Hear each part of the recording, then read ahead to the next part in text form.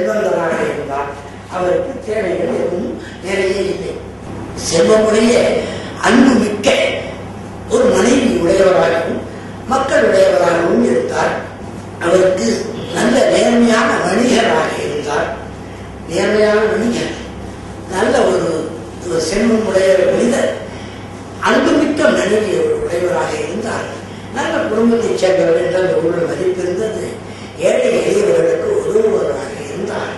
எல்லாவற்றுக்கும் மேல் அந்த மக்கள் ஒருவர் நம்பாதவர்களாக சண்டை போடுவர்களாக இருந்தாலும் இவரை நம்புகிறவர்களாக இருந்தார். நம்பிக்கைக்குரியவராக அந்த மக்கள் எல்லோருக்கும் நம்பிக்கைக்குரியவராக இருந்தார். இப்பொழுது என் கேள்வி, இவ்வளவு சிறப்புகள் உடைய அந்த மனிதர் கவலைப்பட வேண்டிய அவசியம் ஏதாவது இருக்கிறதா? இதுல எதுவுமே இல்லாதவர்களாமே சந்தோஷமாகலாம். இதுல எவ்வாறு இருந்த அந்த மனிதர் ஏன் கவலைப்பட்டார்? எதற்கு ஜபல் மலை மீது ஏறினார்? எதற்காக அங்கே ஈரா குகையிலே மணிக்கணக்காக நாட்கள் கணக்காக உணவு நீரும் வைத்துக் கொண்டு அழுது அழுது அழுது கவலைப்பட்டார் என்ற கேள்வியை எழுப்பிக் கொண்டு பார்த்தோம் என்றால், அன்றைக்கு அவர் காலத்தில் அவரை சுற்றி இருந்த உலகில் மனித நீதி சரியாக இல்லை. எப்படி இருந்தது மனித நீதி? ஒரு உதாரணத்துக்கு சொல்கிறேன். பல அடுக்கு மாடி கட்டடம் கொராஷியம் என்ற இடத்திலே ரோம் நாட்டிலே இருக்கிறது. நான் அதை பார்த்துவிட்டு உலக அதிசயத்தை பார்த்தேன் என்று பெருமைப்படவில்லை. வெளியே வந்து அந்த விசிட்டர் புக்கில் தமிழ்லேயே எழுதட்டுமான்னு கேட்டேன். நீங்க எதனா எழுதுங்க. நான் அவன் எந்த மொழியே எழுதினாங்க. நானும் தமிழ்லேயே எழுதினேன். இது உலக அதிசயம் இல்லை, அசிங்கம்னு எழுதினேன். இது ஒரு உலக அசிங்கம். என்ன காரணத்துக்காக அப்படி எழுதுனா, அந்த கொலாசியம் கட்டடத்தின் மேல் தளத்திலே பணக்காரர்கள், அரச குடும்பத்தைச் சேர்ந்தவர்கள், பிரதானிகள் எல்லாரும் உட்கார்ந்து கொண்டு ஆண்களும் பெண்களுமாய் நாள் கணக்கில் ஒரு காட்சியை பார்த்து ரசிக்கிற இடம் அது. எந்த காட்சி என்றால், கீழே அறைகள் இருக்கும். அந்த அறைகளில் பசித்த சிங்கங்கள் கூட்டப்பட்டிருக்கும். ஒரு நாள் திறந்து விட்டு அடிமைகளை ஆக்கி தரையிலே போட்டு அந்த அடிமைகளை அந்த பசித்த சிங்கங்கள் கிழித்து குதறி தோற்றம் செய்து புசிப்பதை பார்த்து ரசித்துக் கொண்டிருக்கும் அந்த கூட்டம். அதுதான் வளர்ச்சி. இது அன்னைக்கு எப்போ நடந்ததுங்கிறது இல்லை. இந்த அநீதியை கண்டு அழுது, இந்த அநீதி மக்களிடத்தில் இருக்கிறதே, ஒரு உண்மையான மனித நீதி இதை காப்பாற்றவில்லையே, ஒரு இறை நீதி வர வேண்டும் என்பதற்காகத்தான் ஜுபைர் ஒரு மனிதே அவர் அழுதார் என்று நான் புரிந்து கொள்கிறேன். அது எப்போ நடந்தது? இஸ்லாம் வந்துவிட்டது. இஸ்லாமிய வட்டத்திற்குள்ளே ஒரு 3 நாளைக்கு கூட கோபப்பட்டு ஒருவரை ஒருவர் படைத்துக் கொண்டு மூமின்கள் சகோதரர்கள் வாழ முடியாது. அவதூறு பேசக்கூடாது, பேச முடியாது. அவதூறு பேசினால், ஒருவனை பற்றி அவதூறாக செய்திகளை பரப்பினால், அப்படி பேசினால், பொய்யாக புறமாக பேசினால் என்ன அர்த்தம்? அதற்கு இது இறைவனை சொல்லுகிறது, சகோதரனின் பிணத்தின் மாமிசத்தை சாப்பிடுவதற்கு சமம் என்று எச்சரிக்கிறது. இது இஸ்லாம் என்கிற இந்த வட்டத்திற்குள்ளே வந்துவிட்டவர்களுக்கு. வெளியே என்ன நடந்து கொண்டிருக்கிறது? இஸ்லாம் என்கிற வட்டத்திற்கு வெளியே இன்றைக்கும் என்ன நடந்து கொண்டிருக்கிறது? அன்றைக்கு கொராஷியத்திலே மேலே இருந்து உட்கார்ந்து கொண்டு பாதுகாப்பாக சிங்கங்களை அவிழ்த்து விட்டு அந்த சிங்கங்கள் அந்த நெருக்கடியாக இருக்கிற எளியவர்களை, பலவீனமான மக்களை, அதாவது அடிமைகளை கிழித்து குதறுவதை பார்த்து ரசித்துக் கொண்டிருந்தார்களே. இப்பொழுதும் அது நடந்தது என்பதை கவனியுங்கள். ஒசாமா பின் லேடனை சுட்டுக் கொண்டாங்களாம். அவர் எப்போ காட்டணும் சேர்த்து கூட படிச்சு அவரு டீ குடிக்கும்போது கூட துப்பாக்கி பார்த்தான் கொடுப்பாங்க.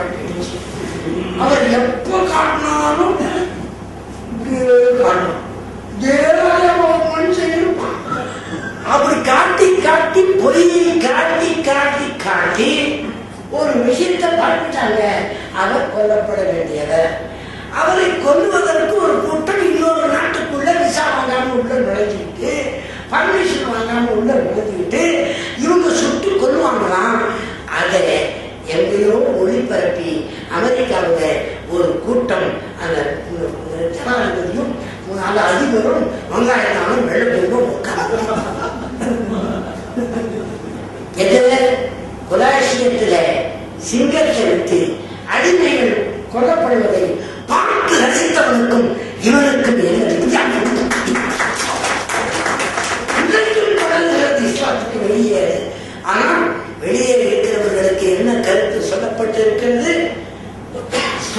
பயங்கரவாதிகள், இஸ்லாமியர்கள் பயங்கரவாதிகள். எப்படி என்ன பயங்கரவாதம் இஸ்லாமியர்கள் செய்கிறார்கள்? அந்த பயங்கரவாதம் என்பது வேற ஒன்றும் இல்லை. எது உண்மையோ அதை சொல்வதனால் இவர்கள் பயங்கரவாதிகள், எது பொய்யோ அதை அங்கீகரிக்க மறுப்பதனால் இவர்கள் பயங்கரவாதிகள். நான் இந்து மதத்தில் பிறந்தேன், நாஸ்திகன் என்று சொல்லும்போது இல்லை பெரியார் தாசனிகள் பெயர் வைத்துக் கொண்டு கடவுளே இல்லை என்ன அப்பதான் இவன் சொந்தக்காரனே ரொம்ப அன்பா இருந்தாங்க. அங்கிருந்து நான் பௌத்தத்துக்கு போறேன்னு போயிட்டேன். நல்லா கேட்டுக்கிட்டு அப்போ திராவிட இயக்கத்தை சேர்ந்து எங்க சகோதரர்கள் கோச்சுக்கவே இல்லை. என்ன இருந்தாலும் நம்ம பெரியாதாசன் தானே அப்படின்னு ரொம்ப அன்பா மாதிரி இருந்தாங்க. ஆனா எப்போ நான் இஸ்லாம்னு அறிவிச்சுட்டோமோ என்னமோ நான் பெரிய தப்பு பண்ற மாதிரி அன்னையிலிருந்து இன்னைக்கு வந்து சோகத்தை சொந்தக்காரமா விட மாட்டேங்கிறாங்க, என் நண்பர்களும் விட மாட்டேங்கிறாங்க. என்ன விஷயம்னா வேற ஒண்ணும் இல்லை. இதை பற்றி அவர்கள் அறியவில்லை. இதை பற்றி அவர்களுக்கு அறிவிக்கப்பட்டிருப்பதெல்லாம் தவறாகவே அறிவிக்கப்பட்டிருக்கிறது. அந்த பயங்கரவாதத்தின் விளைவுதான் இப்பொழுது இந்த நூலிலே காணப்படுகிற எல்லோருமே பயங்கரவாதத்திற்கு எதிரானவர்களாக இருப்பவர்கள் உண்மையிலே. ஆனால் உண்மையில் பயங்கரவாதம் எது என்றால் சித்திரவதை செய்வதுதான் பயங்கரவாதம். அது எந்தெந்த வடிவத்தில் செய்யப்படுகிறது என்று வேகமாக சொல்கிறேன். அன்றைக்கு நீதிக்காக அழுது தொழுதால் இறைவன் நீதி ஒன்று இறங்கிவிட்டது திருக்குறானிலே. இது உலக மக்கள் அனைவருக்குமான நற்செய்தி அல்லது நல்ல உபதேசம். இது வெறும் தாடி வச்சுக்கிட்டு இருக்கிறவங்க, நல்லா எண்ணெய் போட்டு நீர் வச்சுக்கிறவங்க, கப்பு தொட்டு போட்டுக்கிறவங்க அவங்களுக்கு இது மட்டும் அல்ல. இது உலக மக்கள் ஆண்கள் பெண்கள் வந்தவர் போனவர் எல்லோருக்குமான நல்ல உபதேசம். இது இறைவனின் வார்த்தை தானே தவிர மனிதனின் வார்த்தை இல்லை. மகாபாரத கௌரவ பட்ச நிச்சயம் இது மனிதனின் வார்த்தை இல்லை என்று சொல்லப்படுகிறது. அந்த திருக்குறானில் இருக்கிற அந்த நீதி இறை நீதி. ஆனால் மனிதர்களின் நீதி எப்படி இருக்கிறது? நீதியாளர் வைத்துக் கொண்டு சொல்லலாமா எனக்கு தெரியவில்லை. ஆனால் இங்கே டேவிட்ன்ற ஒரு பையன் திருநாவுக்கரசுன்னு ஒரு பையனை கொலை செய்துட்டான் அப்படிங்கிற கேஸ். அந்த கேஸ்ல கடவுள் நம்முடைய நாட்டு சட்டப்படி ஆராய்ச்சி செய்து நீதிபதி அல்லது மாஜிஸ்ட்ரேட் ஒரு தீர்ப்பளித்தார்கள். கடலூர்ல இரட்டை ஆயுள் தண்டனை கேட்க வேண்டும், இது குற்றம் தான் என்று வைத்தார்கள். அதுக்கப்புறம் அது ஹைகோர்ட்டுக்கு வந்தது. இதே சட்டப்படி அலசி ஆராய்ந்து நீதியரசர்கள் தீர்ப்பளிக்கிறார்கள். இதற்கு போதுமான சான்றுகள் கிடைக்கவில்லை, சாட்சிகள் கிடைக்கவில்லை, ரத்து செய்யப்படுகிறது, அவன் விடுதலை செய்யப்படுகிறான். யாரு? ஒரு கோர்ட்டில் இதே சட்டப்படி இரட்டை ஆயுள் தண்டனை, இன்னொரு கோர்ட்டில் இதே சட்டப்படி விடுதலை. அப்புறம் 10 வருஷம் கழிச்சு இப்ப சுப்ரீம் கோர்ட்டில் மறுபடியும் ஆராய்ச்சி செய்து இதே சட்டப்படி மறுபடியும் இரட்டை ஆயுள் தண்டனை. இப்போ அப்பீல் போயிருக்காங்க. என்ன நடக்கும்னு நமக்கு தெரியாது. இப்போ மனித சட்டம் என்பது இப்படித்தான். மிக உயர்ந்த தளத்தில் மனித சட்டம் மனித நீதி பரிபாலிக்கப்பட்டாலும் குறைபாடுடையதாகத்தான் இருக்கும் என்பதற்கு இது ஒரு சின்ன உதாரணம். மிக உயர்ந்த தளத்தில் பரிபாலிக்கப்பட்டாலும் நீதி இப்படித்தான் இருக்கும் என்று நமக்கு தெரிகிறது. ஆனால் இறைவனின் சட்டம் என்பது நடைமுறைக்கு வந்து விடுமானால் அதிலே இந்த சிக்கலே வராது. ஏனென்றால் இறைவனின் சட்டம் இவருக்கு ஒரு மாதிரி எனக்கு ஒரு மாதிரி இருக்காது. அது உலக மக்களுக்கான நல்ல உபதேசமாயிட்டு அது சரியாகத்தான் இருக்கும். இதற்கு எதிர்ப்பாக கருத்துக்கள் பரப்பப்பட்டதனுடைய விளைவுதான் இந்த சித்திரவதைகள். இந்த உண்மை மக்களிடத்தில் பரப்பப்படவில்லை. அதே மாதிரி மனித உறவுகள் எப்படி இருக்க வேண்டுமோ அப்படி இல்லை உலகத்தில் எங்கிருக்கும். விபச்சாரம் என்றால் என்ன அர்த்தம் என்று நினைக்கிறீர்கள்? குடும்பத்திலேயே விபச்சாரம் நடந்து கொண்டிருக்கிறதா இல்லையா? புரியும். வெளியூர் நடக்கிறார் இல்லையா? இது மனித உறவுகளுக்குள் இருக்கிற சிதைவு தானே. இந்த சிதைவை செயல்படுத்த மனிதனால் முடியவில்லை. இன்றைக்கும் அம்மன் ஆட்டத்திலிருந்து எந்த ஆட்டமும் போட்டு பத்திரிகையை திறந்தா போதும். வேடிக்கைக்காக சொல்ல பெரியவங்களை வச்சுட்டு நேரத்தை வினாக்க விரும்பல. ஒரு போன வாரம் ஒரு பத்திரிகையில ஃபுல் படம் போட்டுக்கிறாங்க. யாரோ ஒரு நடிகையுடைய அரைமுறை ஆடை போட்ட ஒரு ஆபாசமான படத்தை போட்டுட்டு ஃபுல் பேச்சுங்க. வேற எந்த செய்தியும் இல்லை. ஒரே ஒரு செய்தி மக்கள் தெரிஞ்சுக்கலன்னா இன்னும் ஆகிறது. அவ்வளவு முக்கியமான செய்தி. அந்த நடிகை ஏதோ ஒரு படத்துல குளியல் காட்சியில் நடித்தார்களாம். அந்த குளியல் ஒளியல் காட்சியில் நடிக்கும் பொழுது அங்க வைக்கப்பட்டிருந்த தண்ணீர் சரியாக இல்லையா, உடம்பெல்லாம் அவங்களுக்கு சொறி சிறப்பு வந்து இவ்வளவுதான் செய்தி. இதுக்கு அவ்வளோ பெரிய ஃபுல் பேட்டி படம் போட்டுருந்தா ஆபாசமா. இந்த செய்தியை தெரிஞ்சுட்டு நான் என்ன பண்ண போறேன், என் மகனோடு, என் மருமகளோடு, என் அண்ணன் தம்பிகளோடு, குழந்தைகளோடு, பேரங்களோடு உட்கார்ந்து பார்க்க முடியுதா?